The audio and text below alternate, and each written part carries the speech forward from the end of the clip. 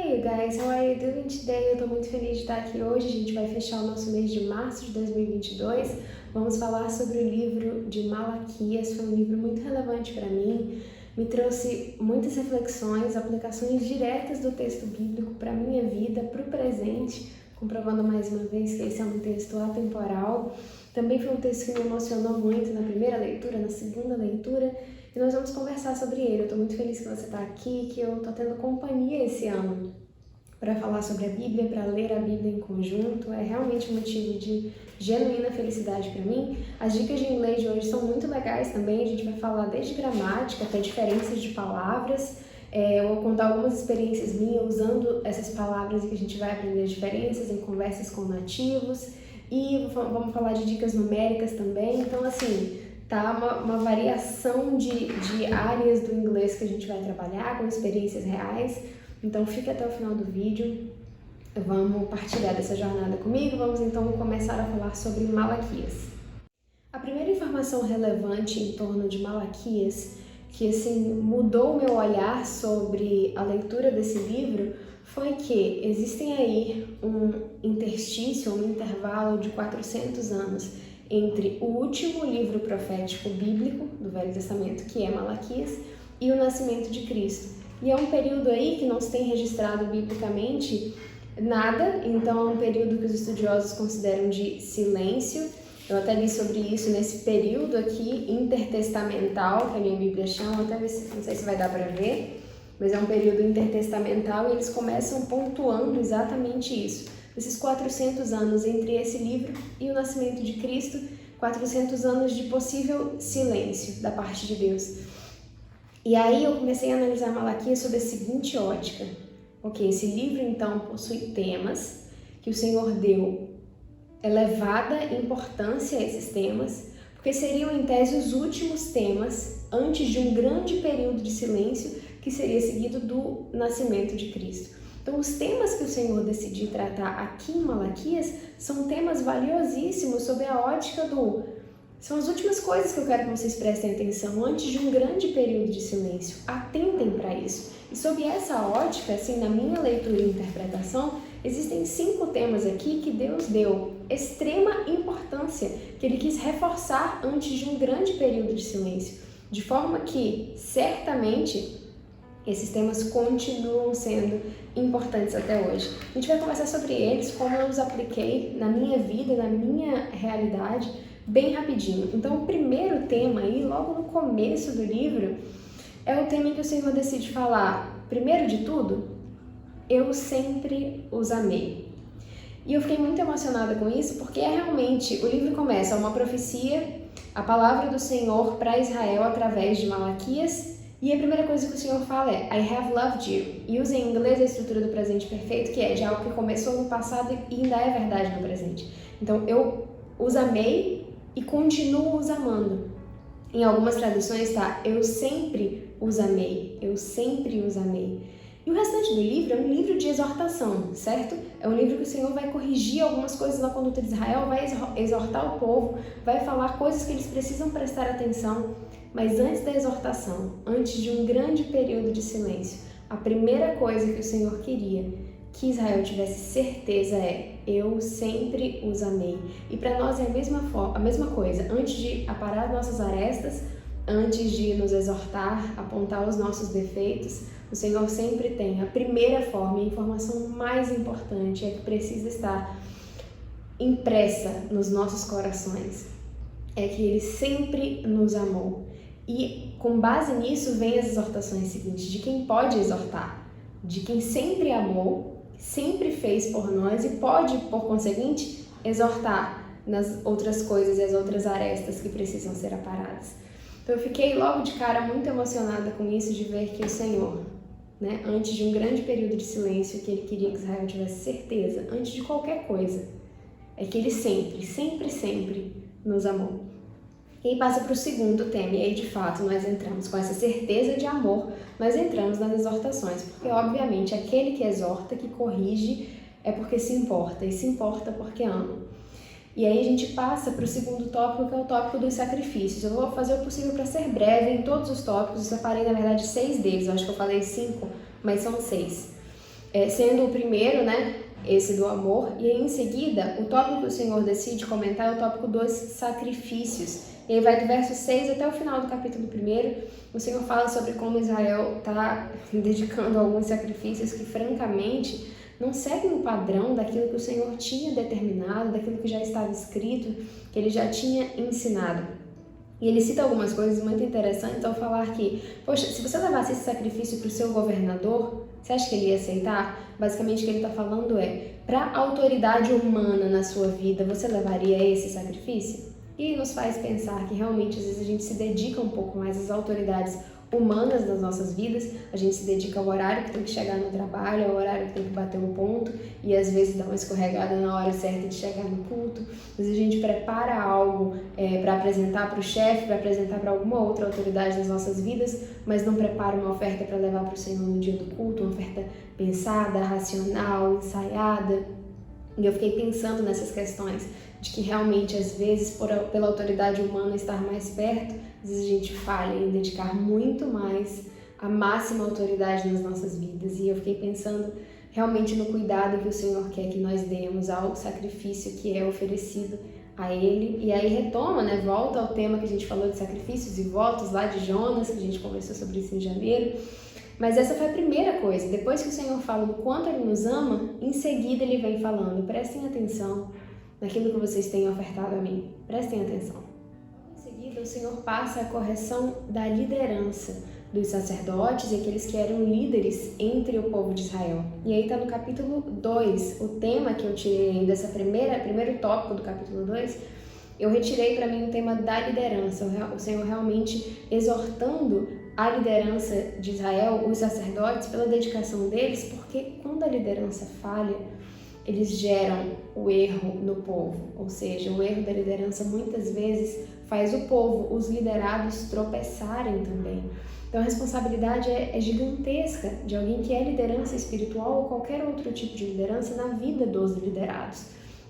E o Senhor vem realmente puxar a orelha e fazer a exortação com relação aos líderes. Falam sobre os sacrifícios dos sacerdotes, e o que eu tirei aqui, para a minha vida particularmente, é que fato é que em algum momento da nossa vida ou em algum cenário a gente executa algum tipo de liderança. Então tem um marido que é liderança sobre a sua casa, a forma como ele conduz o relacionamento dele com Deus vai refletir no relacionamento dos liderados da família dele com Deus. Inclusive a gente tem registros aqui bíblicos na época dos reis, principalmente dos reis, na época dos juízes e dos reis, mas principalmente no livro de Reis, quando a gente tem a descrição de um rei após o outro, um rei após o outro, biblicamente você tem aquele padrão daqueles reis que não seguiram as ordenanças do Senhor. Está escrito assim, que eles fizeram o povo de Israel tropeçar e fizeram o povo de Israel pecar. E eu fiquei pensando nisso. E rei após rei, aqueles que não seguiram as ordenanças do Senhor, está descrito no texto bíblico da mesma forma, como aquela liderança, por não cuidar do seu relacionamento com Deus, causa que os liderados também falhem no seu relacionamento com Deus. Então, a responsabilidade é gigantesca. E fato é que na nossa vida a gente sempre executa de um jeito ou de outro liderança sobre a vida de alguém. Então as mães também têm de certa forma a responsabilidade são de certa forma uma liderança na vida espiritual dos filhos. Ou seja, a depender de como você cuida do seu relacionamento com Deus, vai refletir no relacionamento dos seus filhos com Deus. Eu não sou casada, não tenho filhos ainda, mas fato é que eu sou professora, por exemplo. Sou professora de alunos lá na igreja, professora de crianças, professora de inglês de alguns jovens na cidade. Fato é que não sou liderança na vida de ninguém, mas talvez eu deva também ter cuidado com o meu relacionamento com Deus, porque vai refletir naqueles que me escutam enquanto eu dou aulas. Então eu tenho certeza que se você raciocinar aí em torno da sua vida e você parar para olhar que de alguma forma o seu relacionamento com Deus pode refletir no relacionamento de outras pessoas com Deus. É importante a gente ter isso em mente. Não é só sobre o nosso eu, não é só o interno, não é só olhar para mim, mas o meu relacionamento com Deus, além de refletir na minha própria vida, pode refletir ainda mais na de outras pessoas. E por isso eu tenho que ter o cuidado redobrado nesse meu relacionamento com o Senhor, na minha dedicação, porque eu estou sendo vista. A Escritura fala sobre uma nuvem de testemunhas. Se tem uma nuvem de testemunhas a me contemplar e a contemplar a minha conduta, Eu posso não ser líder, mas se eu estou sendo observada e o meu relacionamento com Deus vai refletir alguma coisa nas outras pessoas, eu preciso ter aí cuidado redobrado. De forma que, muito embora seja um trecho que fale sobre liderança, é claro que acaba pegando e refletindo em todos nós um pouco da responsabilidade do que o Senhor quis passar aqui antes de um período de silêncio. Ainda no capítulo 2, o próximo tópico que escolheu o Senhor dar relevância e quis o Senhor falar sobre ele antes de um grande período de silêncio foi sobre casamento. E o texto é muito claro, é uma aplicação direta até os dias de hoje. Não precisa nem você tentar estender a interpretação, é um texto muito claro. Os versos 14 a 16, eu vou ver se eu traduzo aqui para vocês numa tradução livre. Aí no 14 o Senhor fala assim, vocês me perguntam por quê? É porque o Senhor é testemunha entre você e a esposa da sua juventude. E você tem sido infiel a ela, muito embora ela seja a sua parceira. Ela é a esposa da sua aliança do casamento. E aqui o Senhor está falando da aliança feita entre as duas pessoas, marido e mulher, e o Senhor. Quando se casa, os dois fazem uma aliança diante de Deus, formando ali aquela corda de 3 laços, que é descrita lá em Eclesiastes por Salomão. E aí o Senhor fala que eu sou a testemunha, o Senhor é testemunha entre a aliança que você fez com aquela pessoa. E ele fala assim, não foi o único Deus, o Deus Todo-Poderoso que criou você? Você pertence a Ele em corpo e espírito. E o que esse Deus busca? O que esse Deus deseja? O que esse Deus quer? E aí, existem aqui algumas traduções vindas do hebraico.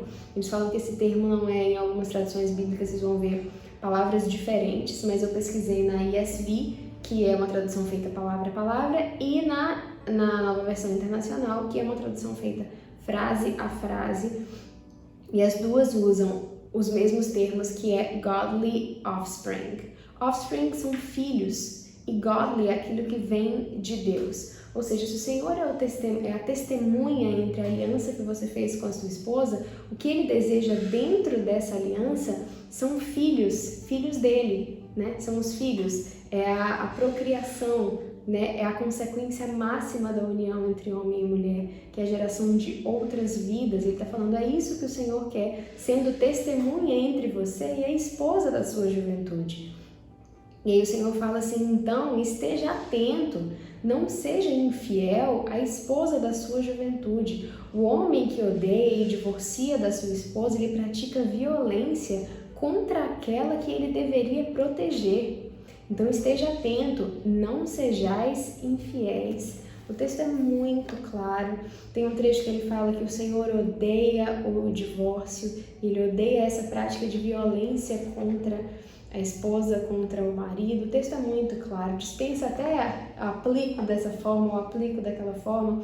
O texto é muito direto. Quis o Senhor naquele tempo exortar o povo de Israel contra as práticas de divórcio e práticas de separação e de ódio e violência contra suas esposas. O texto continua valendo e continua sendo vivíssimo até o dia de hoje. Quis o Senhor falar sobre casamento nas suas palavras finais que fechariam o Velho Testamento, tamanha importância dessa exortação. E foi um trecho que realmente para mim ficou muito, muito claro. A gente passa por o seguinte, logo em seguida, depois de casamento, olha que curioso, aprove ao Senhor falar sobre Cristo, sobre Jesus, capítulo 3, trecho muito, muito emocionante. E o Senhor fala assim, eu vou enviar o meu mensageiro, que vai preparar o caminho antes de mim. E aí ele fala assim, e aí de repente, o Senhor que vocês estão buscando e procurando virá para esse tempo. O mensageiro da aliança, quem vocês desejam, e lembra tudo aquilo de Ageu que a gente leu no mês passado, e aquele que vocês desejam virá, diz o Senhor dos Exércitos.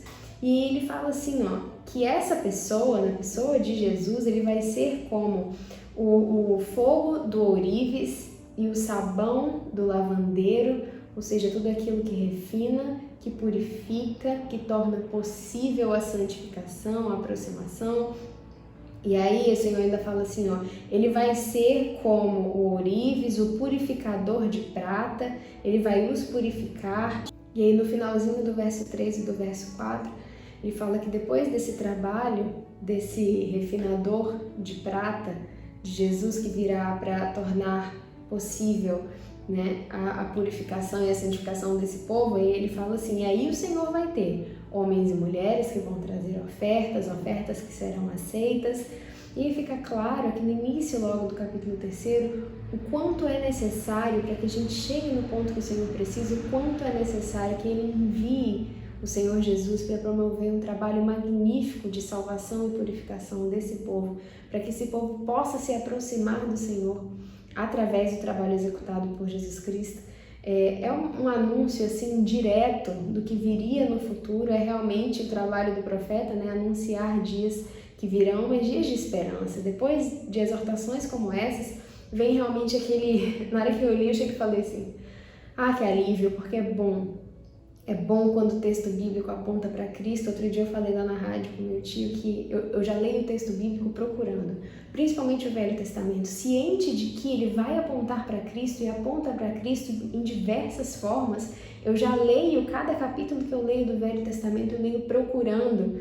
Eu falei sobre isso quando eu estava falando com meu tio sobre o livro de Obadias, que é um livro de um capítulo só e parece que é uma exortação gigantesca, e o é realmente. Mas quando você vai procurando aonde está o Senhor Jesus aqui nesse texto, quais trechos aponta para ele, geralmente são os trechos que trazem refrigério para nossa alma e que falam assim, tem jeito para essa exortação, tem jeito para mim, através do trabalho do Senhor Jesus, através do trabalho de salvação que ele executou e que me alcançou. Então esse, aqui em Malaquias, já começa o capítulo 3 assim, com esse refrigério. E aqui para o povo ele virá, aquele que vocês desejam, o Senhor que vocês estão buscando vai estar no meio de vocês. Então a promessa mais maravilhosa que essa, quis o Senhor, antes do período de silêncio, também falar de Cristo. E aí o último tópico, vocês ficam pensando assim, porque eu fiquei, ok, o Senhor já falou, já reafirmou o amor dele por nós. Ele já mandou a gente tomar cuidado com o sacrifício, a nossa dedicação, a dedicação do nosso tempo, dos nossos talentos a Ele. Ele já pediu para a gente prestar atenção na liderança, aqueles que são líderes prestar atenção no relacionamento deles com Deus, como isso reflete nos liderados.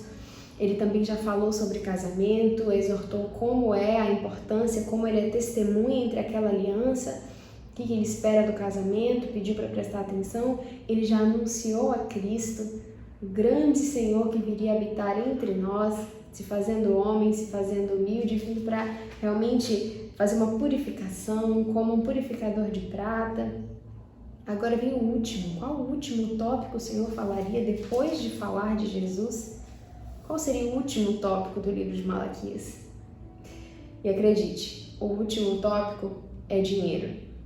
E aqui tem uma importância extrema, porque o Senhor decide falar de dízimos e ofertas antes de um grande período de silêncio. O último grande tema que ele decide exortar o povo são dízimos e ofertas. E aí logo de cara, pela posição desse tema, após falar de Jesus, a posição do tema num livro estratégico, sendo o último, a gente vê o quanto esse tema é relevante. E o Senhor exorta o povo por não levar os dízimos e as ofertas à casa do Senhor. O Senhor fala sobre como o povo está roubando a ele, né? E aí a estrutura de Malaquias é sempre de pergunta e resposta. E aí é como se o Senhor estivesse falando, aí vocês vão me perguntar isso, aí a minha resposta é essa. Aí vocês me perguntam isso, aí a minha resposta é essa. É quase como um diálogo, o Senhor já obviamente sabendo e esquadrinhando os nossos corações e mentes, ele já sabe quais seriam os nossos questionamentos diante da exortação e ele já traz a resposta, uma estrutura muito interessante para o último livro do Velho Testamento. E aí o Senhor fala, mas o Senhor fala assim, vocês vão me perguntar como, Senhor, que eu te roubo? E o Senhor fala nos dízimos e nas ofertas. E aí tem um trecho muito, muito bacana, que é quando o Senhor fala, me testem nisso, façam prova de mim, em algumas versões, né? Aqui nessa tá, façam teste de mim nisso. E algumas versões tá, façam prova de mim nisso daí. Se vocês não vão entregar e eu vou derramar, ele fala na verdade, para falar exatamente o que está escrito aqui, Façam prova de mim nisso e vejam se eu não vou abrir os portões do céu e derramar mais bênçãos do que vocês têm quarto, têm sala, têm espaço para estocar. Eu particularmente sou prova viva desse texto aqui.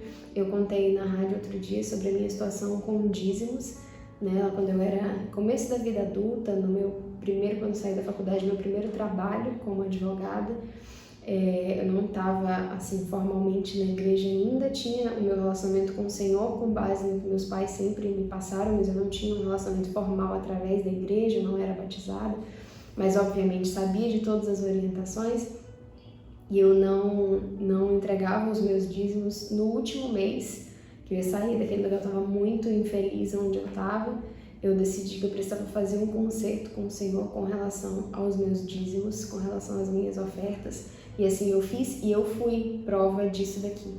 Eu fui prova de fazer prova de mim e vejam se isso daqui não vai acontecer. Então esse é um texto especial para mim porque eu vi a comprovação desse texto na minha vida.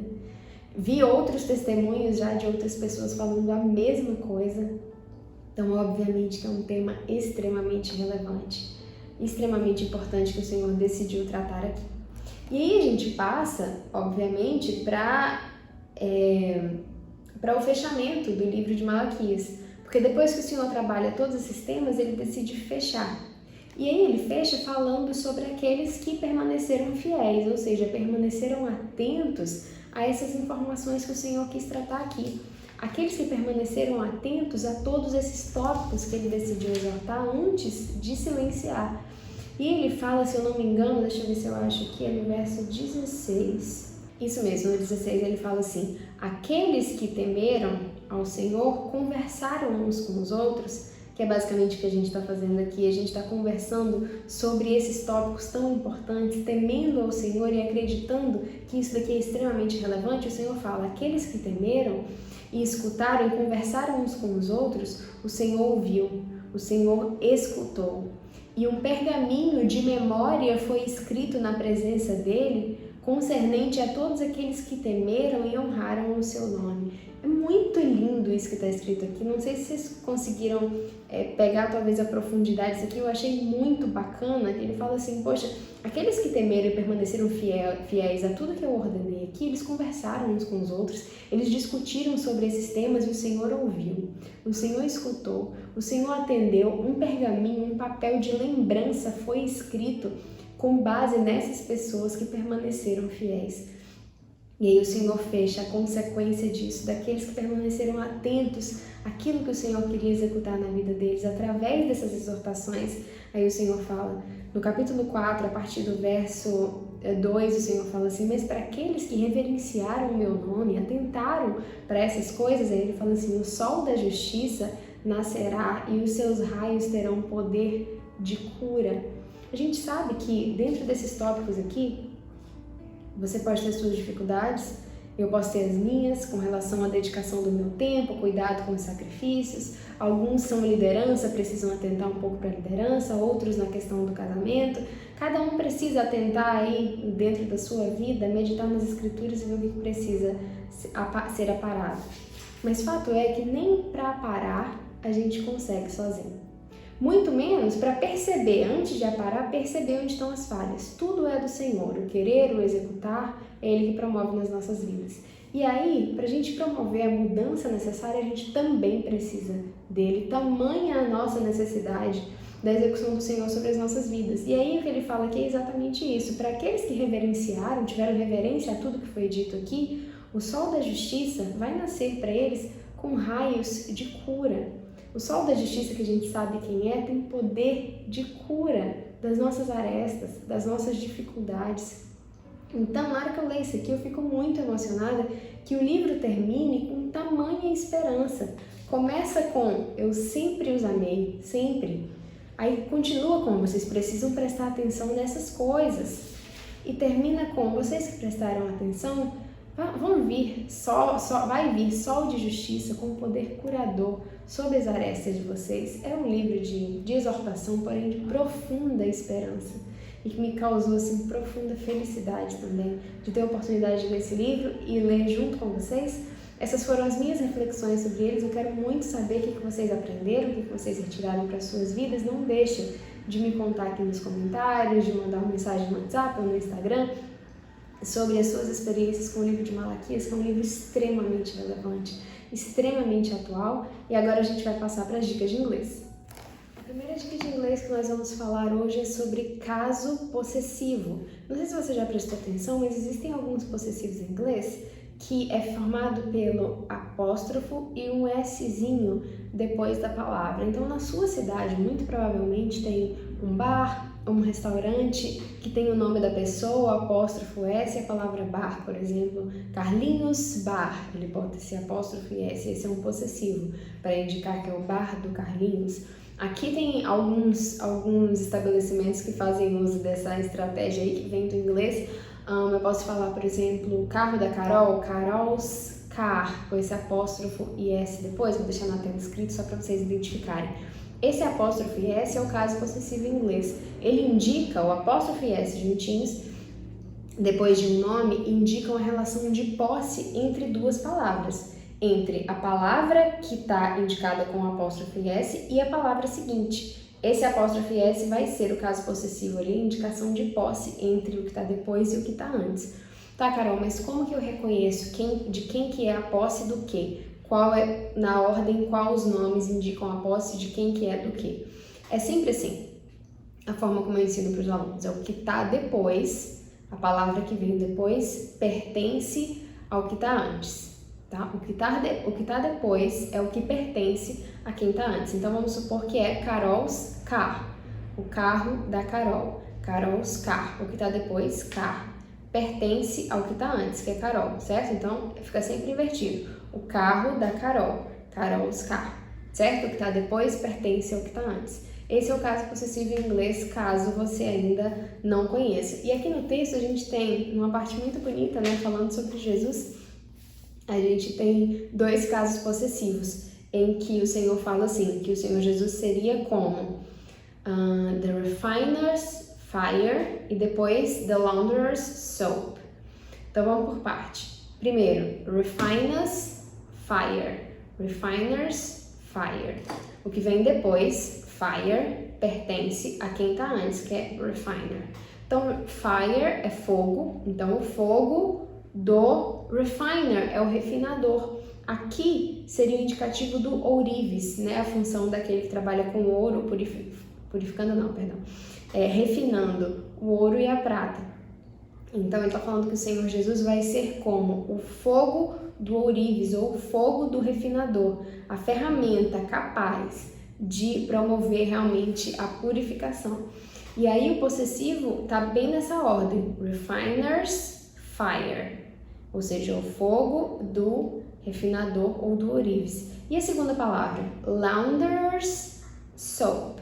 Soap é sabão, que é o que vem depois, pertence a quem? Ao launderer, que é o lavandeiro, o sabão do lavandeiro. Pegaram a ideia? O apóstrofo S, então, nosso caso possessivo em inglês, o que vem depois pertence ao que está antes. Então, refiner's fire, fogo do refinador, launderer's soap, sabão do lavandeiro. E aí vocês vão ver aí no inglês, vão usar muito isso daí. Eu espero que tenha sido uma boa dica para você. Só para completar aqui a questão da pronúncia, que eu anotei que também já ia esquecendo, a pronúncia vai ser, a gente acrescentar o som de S mesmo. Então, refiner, se eu boto o apóstrofo S, vai virar refiner's fire, tá? Mas se a palavra já termina com S, o que a gente vai fazer? Vai dar um sonzinho de Z no final, tá? Então, se a palavra já termina com S, por exemplo, vou dar um exemplo aqui. Se eu for falar a vida de Jesus, eu vou falar em inglês que o que está depois pertence a quem está antes. Então, Jesus's life. Life, que é vida, que está depois, pertence a quem está antes. Então, é vida de Jesus. Jesus's life. Só que Jesus já é escrito com S, já termina com S, o que significa que na hora de escrever eu posso fazer algumas coisas. Eu posso botar Jesus, apóstrofo e S, e aí vai ficar final S, apóstrofo e outro S, vou deixar escrito. Mas eu posso também, como a palavra já termina com S, eu posso colocar só o apóstrofo e ficar Jesus e um apóstrofo solto ali, sem outro S, porque a palavra já termina com S. Você sabe que está só o apóstrofo puro ali, tem um caso possessivo ali, tá? Porque tem muita gente que conhece a ideia do caso possessivo, mas não conhece essas peculiaridades. Outra peculiaridade é a pronúncia. Então ficaria Jesus's life. Jesus's life. Isso só dizer no final. Jesus's life. Jesus's life. A vida de Jesus. Certo? Então essas são as dicas do caso possessivo em inglês. Vamos passar para a próxima dica. E a próxima dica que eu separei aqui são dicas de diferenças entre palavras. Em inglês, a gente tem algumas palavras que podem significar a mesma coisa, mas têm usos diferentes e a gente precisa aprender o uso de cada um. Então, na parte de casamento, a gente tem aqui duas palavras que são importantes você aprender a diferença entre elas. Nós temos realmente duas palavras que indicam casamento em inglês, só que são usos totalmente diferentes, a gente tem que saber para não usar errado. A primeira delas é marriage, que é casamento, e wedding, é a segunda, também é casamento. Só que, qual a diferença entre elas?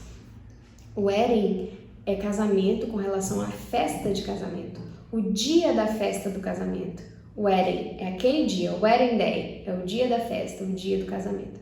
A instituição casamento de todos os outros dias do labor diário ali no relacionamento de duas pessoas é marriage. Sendo que o wedding vai ser usado só para o grande dia, o dia do casamento, a festa do casamento, tá? Então, quando o Senhor fala assim, da aliança no 2,14, quando o Senhor fala assim, que Israel estava falhando com as suas esposas, que são suas parceiras, aí o Senhor fala, ela é esposa da sua aliança de casamento. Aí o Senhor usa marriage e não wedding. A gente está falando de uma aliança de casamento, a aliança é o compromisso, não o anel, tá? Quando ele fala marriage covenant, esse covenant é a aliança no sentido de compromisso, de promessa, de acordo. Marriage covenant, o Senhor está falando, ela é esposa do seu marriage covenant, ou seja, da sua aliança, do seu compromisso de casamento. Casamento, a festa? O dia? Não. Casamento, marriage, o de todos os dias, o instituto casamento. Aí você me pergunta, tá, Carol, e se eu for falar da minha aliança de casamento, aquela que eu boto no dedo, aí você vai usar a palavra wedding ring. Wedding ring. Ou seja, ring é o anel do dia do casamento. Ou seja, esse se refere só... Eu ia ver se eu achava alguma coisa aqui para indicar, mas não tem. Então, wedding ring, então anel de casamento, vai indicar só realmente ali a aliança, o anel físico, aquele que vai no dedinho. Por que usa wedding? Porque é só do dia do casamento. Você não está falando da aliança aqui, você está falando só do anel. Então, wedding ring. Mas se eu for falar a aliança do casamento, o compromisso do casamento diário, aquele todo santo dia, aquela labuta, é o que o Senhor fala aqui, é o marriage covenant, tá? Então, só pegando aí, recapitulando as diferenças, a gente tem marriage, que significa casamento. Casamento, instituto casamento, de todos os dias. E o wedding, que significa casamento, mas com relação ao dia do casamento, a festa do casamento, aquele primeiro dia em que você se casou. Beleza? Então, quando o Senhor fala em aliança de casamento, aquele compromisso de todos os dias, ele usa marriage covenant. E se você quiser falar o anel de casamento, a aliança do dia do casamento, o anelzinho que você bota no dedo, wedding ring. Beleza? Então, vamos seguir para a próxima diferença. E a próxima diferença é entre listen e hear. Listen e hear, que está lá no 3:16. Isso. Quando o Senhor está falando das pessoas que temeram Ele, que conversam umas com as outras, e o Senhor escutou, ouviu e escutou, escutou e atendeu. Aí vai ter algumas variações entre uma versão e outra. E a gente pode traduzir tranquilamente aí o listen e o hear como dois verbos que giram em torno do sentido de ouvir, de escutar, certo? Só que tem uma pequena diferença entre um e outro, e essa é uma diferença que a gente precisa atentar. Eu tive uma experiência com a diferença entre essas duas palavras, porque eu estava conversando por chamada de vídeo um tempo atrás com um nativo da língua inglesa, E aí a transmissão falhou, ele tava, sabe quando fica congelado assim, a conexão com a internet estava meio ruim, eu não sei se era a minha internet ou a dele, ele morava em Atlanta, na Geórgia, nos Estados Unidos, e não sei, a conexão tava ruim, deu uma travada, eu vi que ele tava falando, mas sabe quando tá cortando? E aí eu queria dizer pra ele o seguinte, eu não consigo te escutar, eu não consigo te ouvir, eu não tô ouvindo, não consigo. E aí eu falei pra ele, I can't listen to you, I can't listen to you. E ele me corrigiu, ele falou, olha, eu acho que o que você quis dizer é I can't hear you, I can't hear you, eu não consigo te ouvir. Porque se você falar, na explicação dele, se você falar que você não consegue listen, o listen passa a ideia de prestar atenção, de atentar, de realmente atender ao que está sendo escutado. E o hear passa só a ideia de, com o seu aparelho ouvido, você ouvir. É o ouvir mais básico, não tem a ver com atender, com prestar atenção. Então, para ele falou assim, eu acho que o que você quer dizer é I can't hear you, ou seja, eu não estou conseguindo te escutar. Tem alguma coisa que está atrapalhando, né, a mensagem chegar aqui. Aí ele falou assim, porque vai ficar até meio mal educado você falar I can't listen to you, porque tá querendo dizer que, eu não consigo te ouvir, não consigo nem prestar atenção no que você tá falando, eu não consigo atentar pro que você fala, e aí fica realmente mal educado, porque o listen passa essa ideia de ouvir no sentido de atentar, de dar atenção, de prestar atenção. E o hear é só o escutar mesmo, com o ouvido não tá sendo possível escutar, ou porque tá baixo, ou porque a conexão tá ruim. Então são coisas que a gente tem que tomar cuidado. Eu nunca vou esquecer dessa correção que ele me fez. E eu pedi desculpa, falei, não, realmente, eu quis dizer que eu não consigo escutar, mas obviamente que se eu conseguir ouvir o que você está falando, eu consigo prestar atenção, eu consigo atentar. E aí, é claro que ele já sabia que eu tinha confundido um verbo pelo outro, mas vale a gente prestar atenção nisso. Porque esse é um trecho em que o Senhor fala assim, que ele ouviu e ele escutou. Ele usa os dois.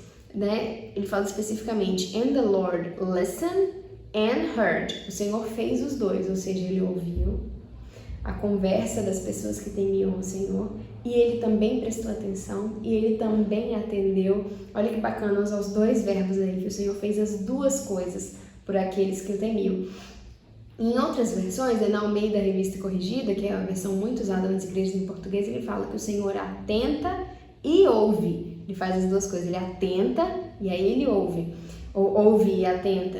E a ESV, que é uma tradução palavra a palavra que eu sempre pego como referência, né, para checar essa tradução aqui, quando eu tenho alguma dúvida eu pego ela porque ela foi escrita, traduzida palavrinha por palavrinha do hebraico e do grego. E aí ele fala assim lá, the Lord paid attention and heard them, ou seja, o Senhor prestou atenção e ouviu e prestou atenção. Então fica aí a diferença entre esses dois verbos para vocês. E a última dica de inglês que eu separei aqui para vocês foi uma dica que me surgiu quando eu estava lendo essa parte dos dízimos e ofertas, porque dízimo em inglês é tenth ou tithe. Tem dois jeitos de falar. Aqui, se eu não me engano, foi usado tithe, mas de qualquer forma, a palavra vem oriunda da palavra décimo, porque dízimo é senão a décima parte, né? 1/10. E aí em inglês se obedece essa ordem do décimo, se fala tithe, é referente a tenth, que é décimo. E eu fiquei pensando que tem muita gente que sabe contar em inglês, sabe de 1 a 10, qualquer criança que você perguntar sabe. Muitas pessoas sabem contar até mais avançado, mas não sabem os ordinais, esse primeiro, segundo, terceiro, 11º, qual que é a lógica em torno. Então, se você sabe aí de 1 a 10, 1, 2, 3, 4, 5, 6, 7, 8, 9, 10, é bacana aprender também primeiro, segundo, terceiro, quarto, quinto, sexto, sétimo e tal. Eu vou te ensinar qual que é a dica aqui, que é muito mais fácil do que o português, a lógica para você saber fazer aqueles números grandões no ordinal em inglês. Então é muito bacana, mas vamos do começo. Você já sabe de 1 a 10, eu vou te ensinar de primeiro a 10º. E aqui a gente tem uma lógica que é diferente para os 3 primeiros. Então, primeiro, segundo e terceiro são exceções, não seguem uma regrinha, então a gente tem que saber. Primeiro em inglês é first, vamos deixar tudo escrito aqui. Segundo em inglês é second e terceiro em inglês é third. Então não guarda relação com 1, 2 e 3. São palavras diferentes. First, second and third, tá? O jeito de representar isso também é bacana saber em inglês, que fica fácil. Em português a gente coloca um número e uma bolinha, né? Em inglês a gente vai usar as duas últimas letras da palavra. Então, first, que é primeiro, termina com ST. Para eu representar isso numericamente, eu vou botar um ST, first. E second, as duas últimas letras é ND. Então, eu vou representar 2 ND. Eu sei que ali é second, segundo. E terceiro é third, termina com RD. Então, eu vou representar com 3 e o RD, tá? Então, 1 ST, 2 ND, 3 RD. First, second, third. A partir daí, os outros vão seguir uma regra muito bacana e muito fácil, que é acrescentar um TH no final. E aí você vai representar sempre o número com TH, o número com TH. E você sabe que ali está um ordinal. Então, 4 é four, quarto é fourth, colocando TH. 5 é five, vai mudar um pouquinho, vai ficar fifth. 6 é six, sexto, sixth. 7, seventh. 8, eighth. 9, ninth. E 10, tenth. Tá? Então, de primeiro aí a décimo. Mudam os 3 primeiros, o resto você vai acrescentar um TH. Beleza? Aí você me pergunta, Carol, e de 11 a 20? Você vai seguir basicamente a mesma lógica. Você pega o número em inglês, que eu acredito que você já sabe, 11, que é 11, 12, 13, 14, 15, 16, 17, 19, 20. Você vai pegar esses aí e acrescentar o TH. Mesma coisa. E para representar numericamente, Carol, o número com o TH. Número com TH. Então, 12, 12º, eu vou representar com o 12 e o TH. Eu sei que ele é 12º. E 19º, Carol, o 19 com o TH. Beleza? Sempre o TH. Só que aqui tem uma particularidade que é o 12 vai mudar um pouquinho a escrita e o 20 vai mudar um pouquinho a escrita. Então, 12 em inglês é 12. No 12º vai ficar 12th. 12th. Porque não dá para você pronunciar o V e o TH. Então, você substitui pelo F, tá? A escrita vai ficar assim. Vou colocar aqui o 12 e 12th. Fica mais fácil. E o 20, que é 20 ou 20, que vai ficar 20th. 20th. Vou deixar aqui. Você acrescenta o TH também, nos dois, só que vai mudar um pouquinho a escrita. Esses dois vale prestar atenção. E aí a dica principal que eu queria deixar aqui para vocês é como que a gente fala aqueles números grandões. É difícil até falar em português, 78º. É difícil falar, mas em inglês é muito mais fácil. Repare. Em português, a gente coloca todos os números no ordinal, certo? Se eu for falar, por exemplo, 23 no ordinal, eu vou botar o 20 no ordinal, vigésimo, o 20 vira vigésimo, e o 3 vira terceiro, 23º, certo? Em português é assim que funciona. Em inglês, não. Em inglês, a gente não precisa transformar tudo em ordinal. A gente só coloca o último. Então, todo o resto você fala igualzinho, se você sabe falar os números em inglês, números grandes, vai continuar da mesma forma, só vai mudar o último número, então fica mais fácil, é só a unidade que você vai colocar, né, com o TH no final, então fica muito fácil. Por exemplo, 23º, em português a gente tem que transformar os dois em ordinais. Em inglês eu só preciso mudar o terceiro, então o 20º vai ser 20 mesmo, em inglês, que é 20. Aí, ao invés de falar 3, eu vou falar terceiro, que a gente já aprendeu que é third. Então, fica 23rd, 23º. Só que eu só preciso colocar em ordinal a última palavrinha. Entenderam? Então, se eu for falar, por exemplo, 678 no ordinal. Em inglês, eu vou botar o 678, o TH do lado, que a gente sabe que é ordinal.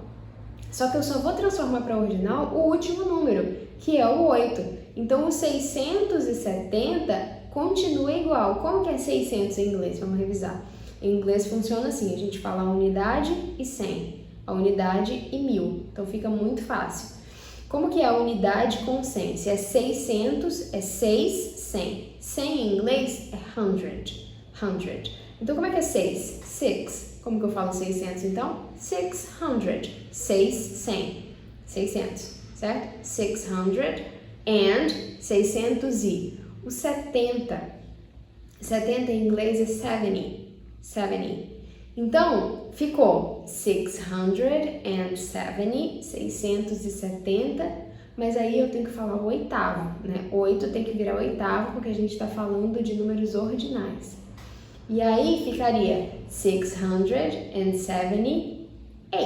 Ao invés de falar 8, que é 8, a gente coloca o TH, lembra lá para falar o oitavo, 8. Então essa é uma diquinha um pouquinho mais avançada, porque eu presumo, partindo do pressuposto que vocês já sabem os números em inglês, vocês já sabem falar. E na minha aula de inglês, rapidinho, em 20 minutos no máximo, acho que não chega nem a tudo isso. Tinha uma época que a gente estava cronometrando em quantos minutos eu conseguia ensinar os alunos a falar até 1 milhão ou mais que isso, porque é só você ensinar as lógicas, e as lógicas são muito simples em inglês. Não é igual ao português, você precisa de palavras novas para cada número. O inglês vai usando as lógicas ali, fica muito fácil, então eu tô partindo do pressuposto que você já sabe isso, tá? É uma dica um pouquinho mais avançada, é só dos ordinais. Então a ideia do ordinal é só pegar o último, o número pode ser gigante, você não precisa saber o 70º do não sei o que, não. Você fala o número como ele é mesmo, e aí só o último que você pega e coloca no ordinal, que na maioria dos casos vai ser acrescentar o TH. Essa é a nossa dica de hoje de inglês.